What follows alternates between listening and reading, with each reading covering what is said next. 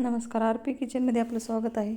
तर मी आज तांदूळ कुंदऱ्याची भाजी बनवणार आहे. यासाठी तांदूळ कुंदरा निवडून घेतलेले आहेत पानं. तर सुरुवातीला भाजून घ्यायचे.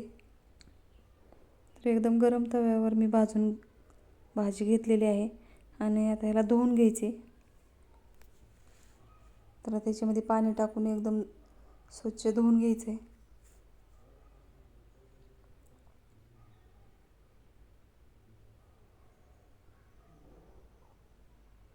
तर आता धुवून घेतलेली आहे. याच्यामध्येच खालच्या प्लेटमध्ये सुट्टी करून घ्यायची आणि ह्याच्यामध्ये शेंगदाणा कूट टाकायचे. तर मी कच्चे शेंगदाणे वाटून टाकलेले आहेत. तर चवीनुसार मीठ टाकायचे, लाल तिखट टाकायचे आणि गॅसवर कढई ठेवलेली आहे. 1 चमचा तेल टाकायचे, जिरे मोहरी टाकायची, लसूण टाकायचे पेस्ट.